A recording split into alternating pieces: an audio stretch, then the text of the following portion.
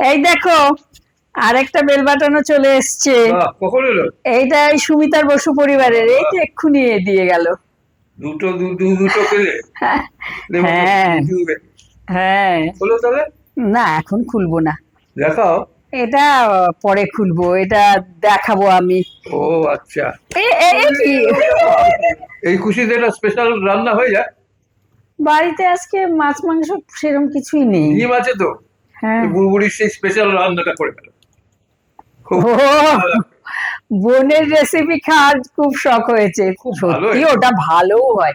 ঠিক আছে, ওটাই করছি। ঠিক আছে। চলো তাহলে চলুন, আমার ননদের একটা স্পেশাল রেসিপি, সেটাই আজকে আপনাদের সঙ্গে শেয়ার করি। তার জন্য আমি এখানে একটা পালং শাকের আটি খুব ভালো করে ধুয়ে বেছে নিয়ে নিয়েছি। প্রথমে আমি এই পালং শাকটাকে ভালো করে কুচিয়ে কেটে নেব। দেখুন, সবটা শাক কুচিয়ে কেটে নিয়েছি। এবার একটা প্যানে 1 চামচ সর্ষের তেল গরম করে নেব। তেল হালকা গরম হয়ে গেলে আধা চা চামচ পাঁচফোড়ন দিয়ে 30 থেকে 40 সেকেন্ড একটু ভেজে নেব। সাথে দিয়ে দেব আধা চা চামচ কাঁচা লঙ্কা বাটা। একটু নেড়ে নিয়ে কুচিয়ে রাখা শাকটা দিয়ে দেব। আরও একটু নেড়ে নিয়েছি। এবার স্বাদ মতো নুন দিয়ে দেব আর অল্প একটু হলুদ গুঁড়ো দিয়ে দেব।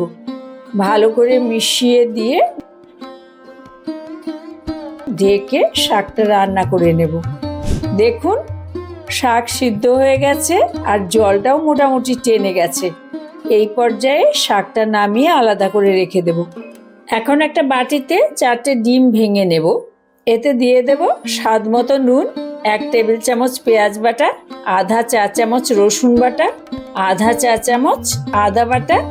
এবার সবটা ভালো করে ফেটিয়ে নেব। যে প্যানটায় শাক রান্না করেছিলাম সেটাকেই আমি একটু ধুয়ে নিয়ে নিয়েছি। এবার এতে 1 চা চামচ সর্ষের তেল গরম করে নেব। তেলটা পুরো প্যানে ভালো করে মাখিয়ে নিতে হবে। এখন 2 টেবিল চামচ মতো ডিমের গোলা রেখে বাকি ডিমের গোলাটা প্যানে ঢেলে দেব। এবার এই ডিমের গোলার ওপরে শাকের পুরটা পাতিয়ে দেব। এবার আস্তে করে গুটিয়ে অমলেটটা বানিয়ে নেব।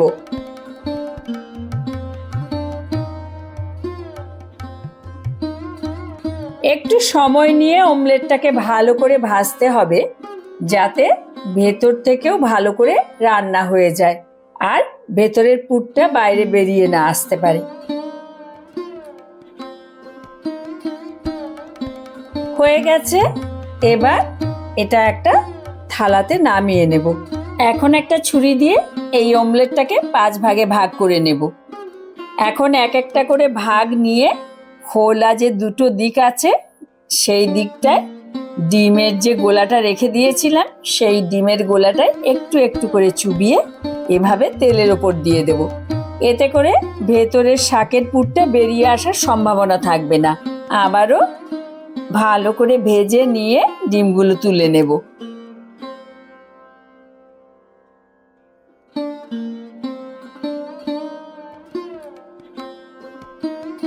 আমি একটা মশলা তৈরি করে নেব।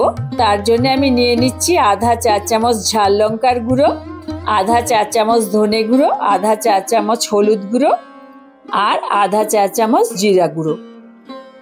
এবার এই মশলাগুলোতে অল্প একটু জল দিয়ে ভালো করে মিশিয়ে নেব।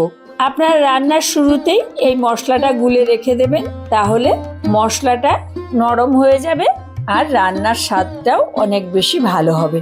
এবার কড়ায় 2 চামচ মতো সর্ষের তেল গরম করে নেব। তেলে দিয়ে দেব আধা চা চামচ মতো চিনি। এতে রান্নার রংটা সুন্দর লাল হবে।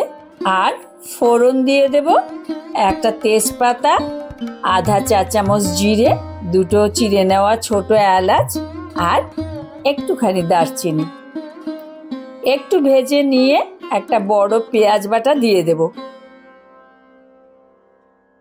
পেঁয়াজ বাটাটা দিয়ে নেড়ে চেড়ে তারপর দেব 1 চা চামচ আদা বাটা আর আধা চা চামচ রসুন বাটা। এবার এই মশলাগুলোকে প্রথমে ভালো করে একটু কষিয়ে নেব। মশলাটা হালকা কষে এসেছে, এই সময় একটা টমেটোর পিউরি দিয়ে দেব। ভালো করে মিশিয়ে নিয়ে মশলাটাকে আবারও ডিমে আঁচে ভালো করে কষাবো যতক্ষণ না মশলা থেকে তেল ছেড়ে বেরিয়ে আসে। এদিকে মশলাটা বেশ কষে এসেছে, এই সময় স্বাদ মতো নুন দিয়ে দেব। একটু নেড়ে নিয়ে গুলে রাখা গুঁড়ো মশলাটা দিয়ে দেব। আর সাথে দিয়ে দেব আধা চা চামচ কাশ্মীরি লাল লঙ্কার গুঁড়ো। এটা আমি দিলাম রংটা সুন্দর হওয়ার জন্যে। 1/4 চা চামচ গরম মশলার গুঁড়ো, আধা চা চামচ চিনি। টমেটো পিউরি দেওয়া হয়েছে, ফলে চিনিটা দিলে কিন্তু রান্নার স্বাদটা ব্যালেন্স হবে। এবার আবারও ভালো করে মিশিয়ে নিয়ে ডিমে আঁচে কষাবো। এভাবে রান্নার সময় ভালো করে মশলাটা কষিয়ে নিলে রান্নার স্বাদটা কিন্তু অনেক বেশি ভালো হবে। দেখুন মশলা কিন্তু ভালো করে কষে গেছে, মশলার রং একদম বদলে গেছে। এই সময় আধা কাপ মতো জল দিয়ে দেব আর 3টে কাঁচা লঙ্কা দিয়ে দেব। ভালো করে মিশিয়ে নিয়ে ঢেকে ঝোলটা ফুটে ওঠা পর্যন্ত অপেক্ষা করব। আপনারা চাইলে এই ঝোলটার মধ্যে কিন্তু ডিমের ঝোলের মতো আলুও দিতে পারেন, তবে আমি দিলাম না। যদি আলু দেন তাহলে আলুগুলোকে আগের থেকে খুব ভালো করে ভেজে রাখবেন অথবা একটু সেদ্ধ করে নিয়ে অল্প ভেজে নেবেন।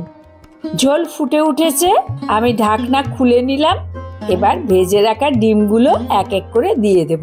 ডিমগুলো দিয়ে একটু একটু উল্টে দেব যাতে সব দিকটায় ঝোলটা ভালো করে লেগে যায়, ডিমটা খানিকটা ঝোল টেনেও নেয়।